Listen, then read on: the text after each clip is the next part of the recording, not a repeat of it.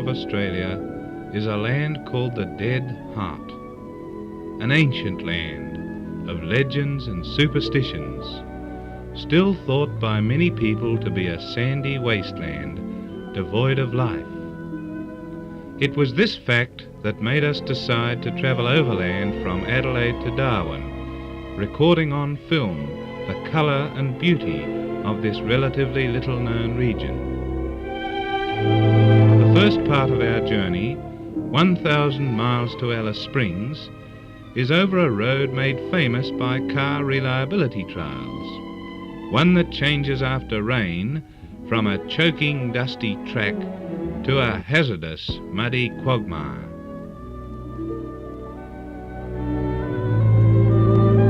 Our approach surprises two great red kangaroos. Like all marsupials, these graceful animals are very tiny when born and begin their life scarcely more than 1.5 inches long.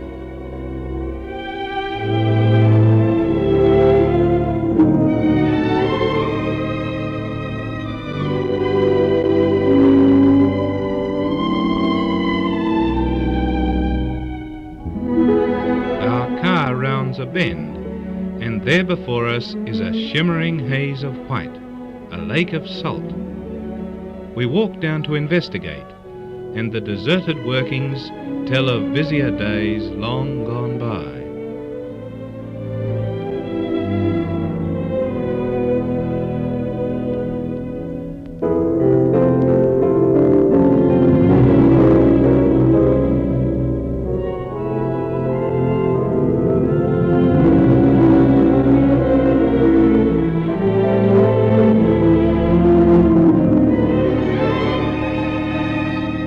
Halfway between Adelaide and Alice Springs is Coobapedy, and we set up camp alongside Brewster's opal store.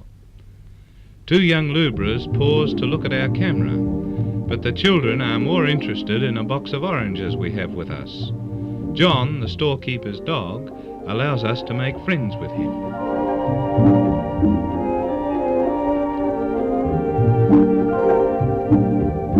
Discovered in 1915 and mined continuously since then, the Coobapedy opal field is now almost worked out and deserted except for a few miners who occasionally find a rich vein and natives who fossick for specimens which they sell to the opal store.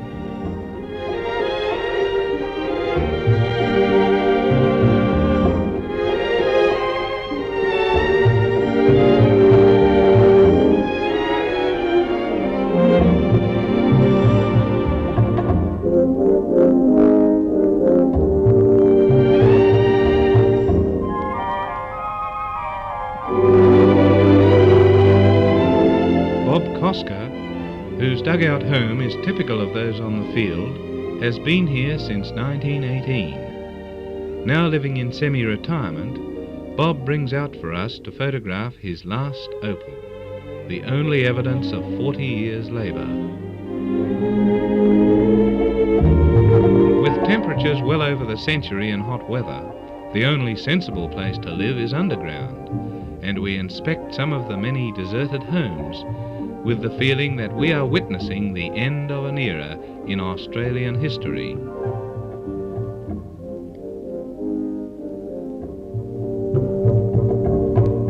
Next morning we leave early, with Alice Springs 485 miles to the north.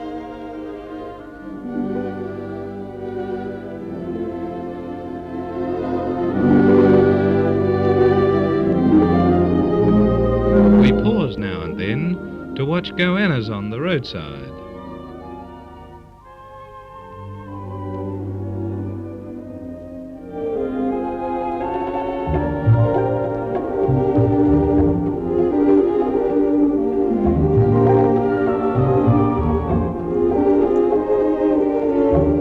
And to film the vivid scarlet and black beauty of Sturt's desert pea,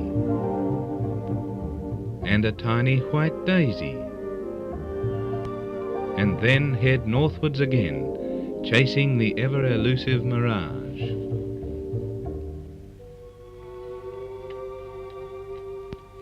Passing through Heavy Tree Gap alongside the Todd River, the railway line and the Overland Telegraph, we arrive at Alice Springs, situated near the centre of the continent, on the eastern side of the awe-inspiring MacDonnell Range.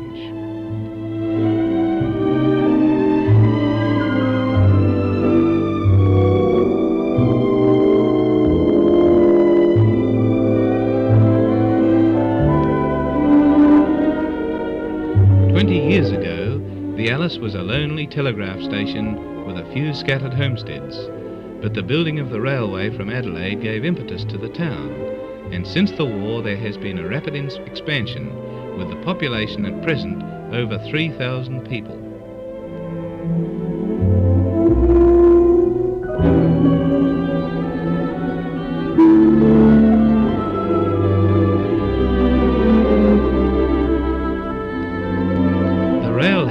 Springs is the start of a long journey south for cattle in the surrounding country.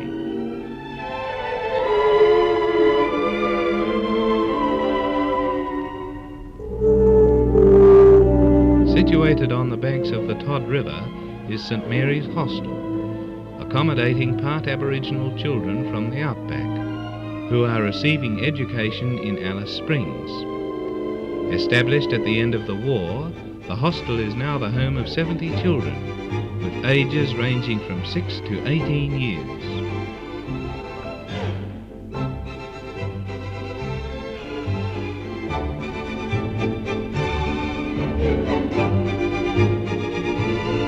At the hostel, we meet an old native named Lockie, who demonstrates boomerang throwing for us. At one time a black tracker with the South Australian Police Department, he also led Michael Terry's expedition across the desert from Alice Springs to Perth.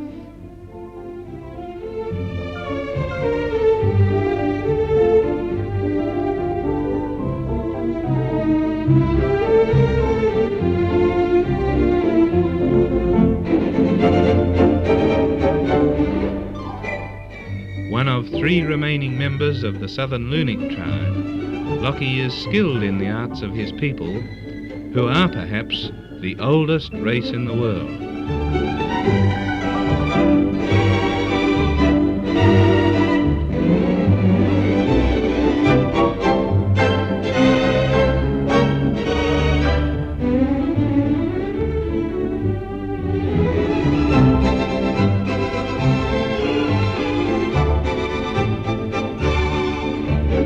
Several miles out of town, we find the Southern International Film Company on location, filming John Cleary's novel Justin Bayard, under the direction of Lee Robinson.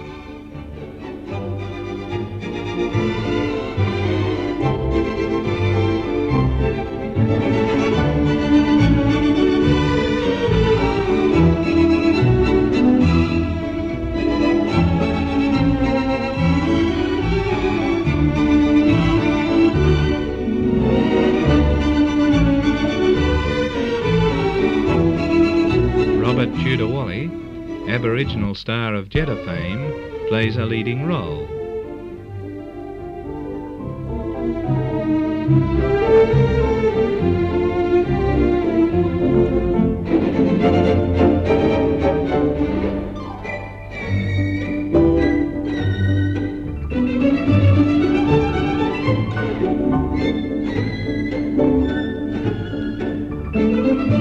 Under the screen title of Dust in the Sun, the story deals with the bringing of a native murderer to white man's justice, despite opposition from avenging tribes.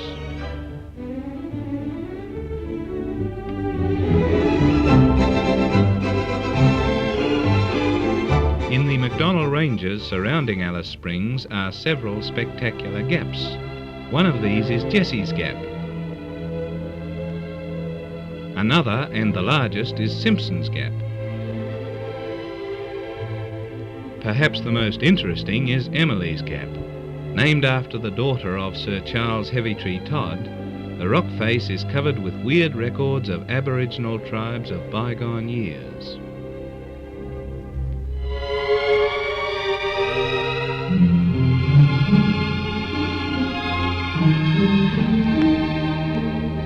visit another scenic attraction, we travel for 33 miles along a road between the McDonnell Ranges, which grow more rugged and awe-inspiring as we leave Alice Springs behind us.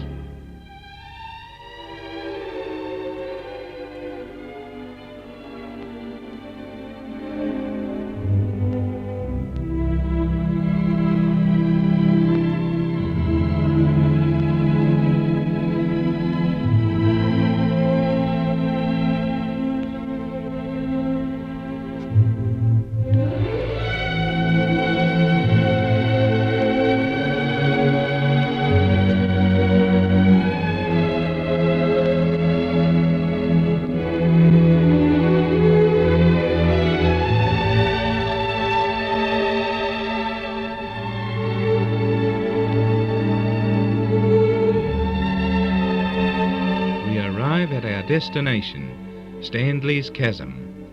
Towering 200 feet above us and only 18 feet wide, this spectacular ravine was sliced through the mountains by a stream which has long since ceased to flow. The smooth red rock is worn so hard it can scarcely be chipped with a hammer.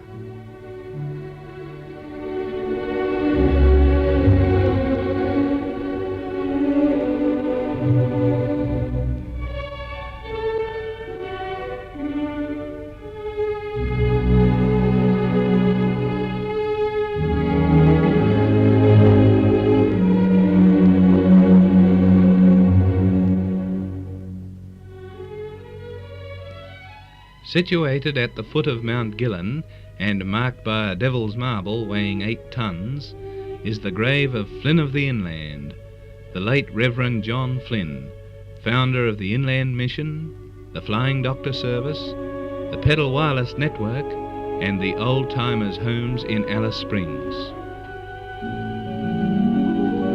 Flynn always dreamt of building an inland cathedral, but his hopes were never realized. On his death in May 1951, his friends rallied to erect a fitting national memorial. The result is the John Flynn Church in Alice Springs. Typical of the man it commemorates, it is used by congregations banded together as the United Church in North Australia, a lasting monument to the man who spread a mantle of safety over nearly 2 million square miles of the continent.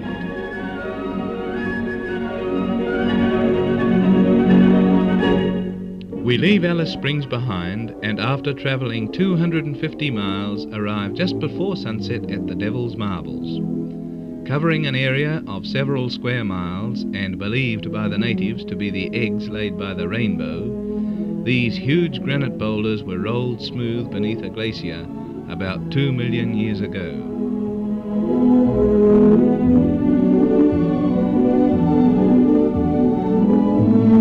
The first town after leaving Alice is Tennant Creek, a typical mining town on the main highway. It is the centre of the chief goldfields in the territory.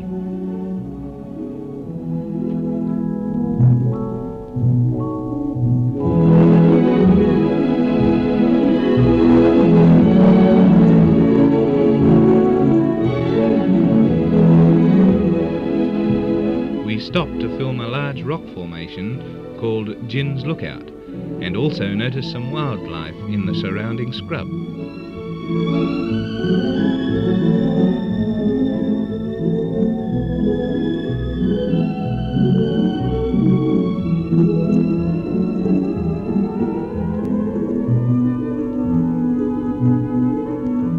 "200 miles south of Darwin is Katherine, a small but complete township with hotels, picture theatre, hospital and stores.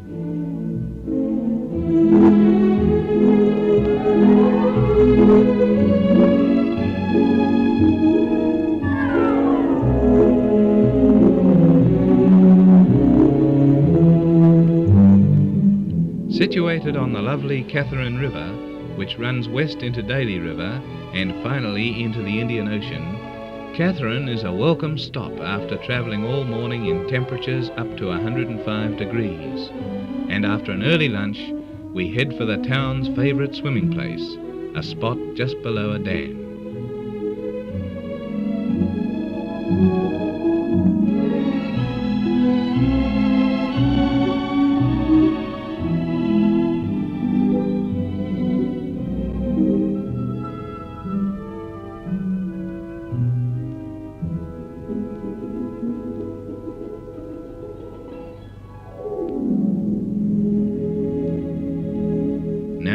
a gentle, though swift-flowing stream, the river has risen after rain to 70 feet, completely covering the bridge and halting all traffic.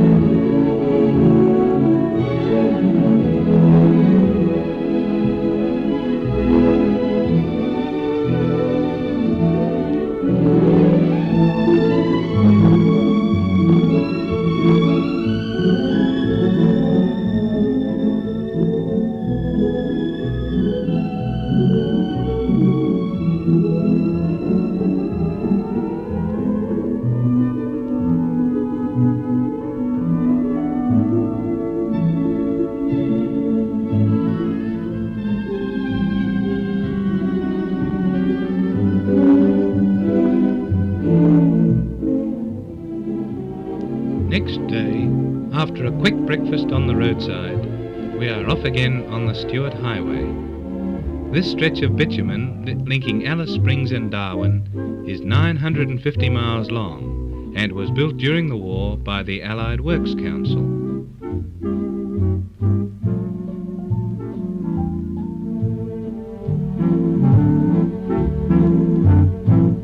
Nearing Darwin, we stop to inspect what is a familiar sight in the territory: fantastic anthills, many taller than a man.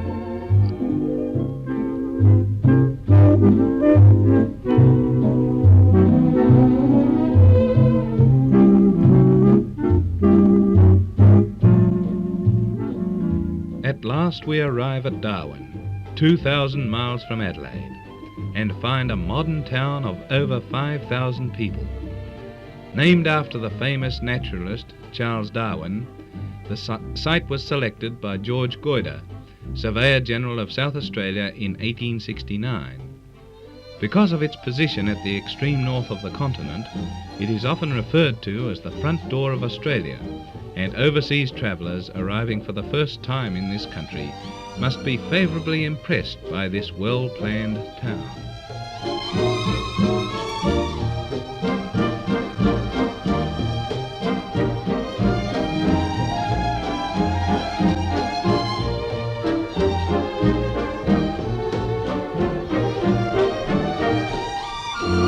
Situated within the tropics, Darwin from November to March is hot and humid with heavy rain, but the remainder of the year is mild and inviting. And while the south is shivering, we are enjoying a warm climate with blue skies and bluer seas. Our walk down to the Lameroo Baths is canopied with 100 spider webs, and we pause to film their silver beauty.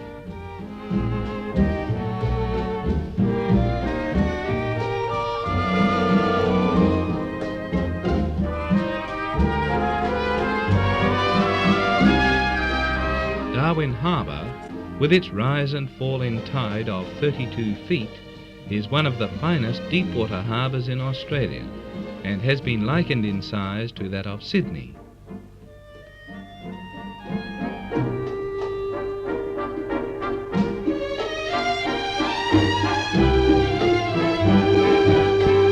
During the war, it became an important base for Australian and Allied forces operating in the Southwest Pacific, and for this reason was subjected to heavy enemy air attack, with 288 persons killed and hundreds more injured. At low tide, a few of the remaining wrecks are still visible in the harbour.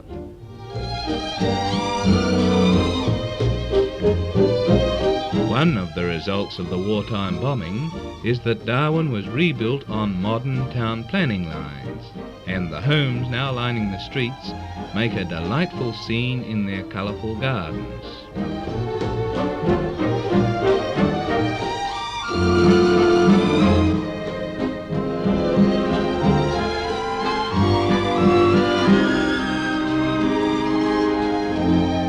Only 1 mile from town is the most popular camping area, Mendel Beach, with its blue sea, golden sand, waving palms, and here we camp beneath tropical trees near a pawpaw grove.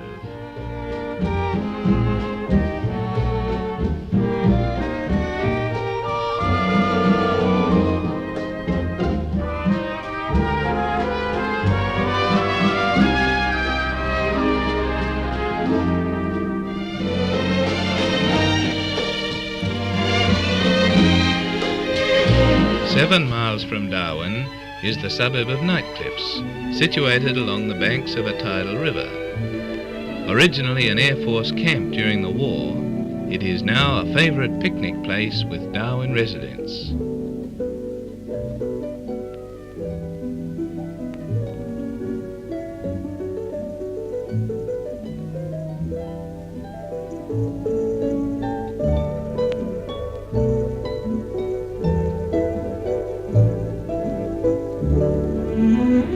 The fate of the Darwin meatworks, built by Vestes at a cost of £900,000, is one of the pathetic stories of the North.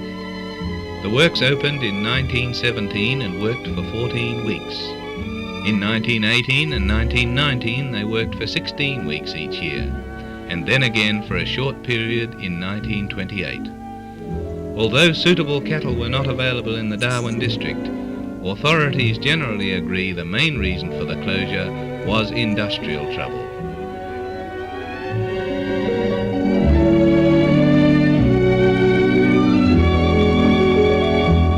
A visit to Darwin is not complete without some time being spent in the botanical gardens, and we drive through the grounds, entranced with the beauty of tall palms and lovely exotic flowers.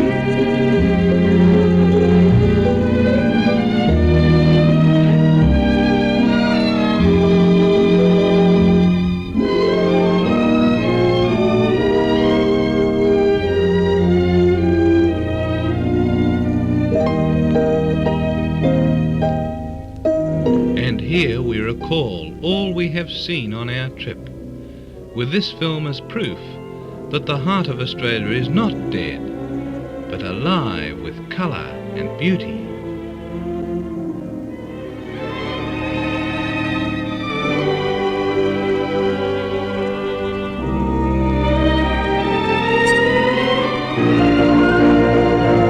The golden sun slowly sinks beyond the horizon, and so, framed by gently waving palms, a tropical sunset becomes the finale of our overland adventure.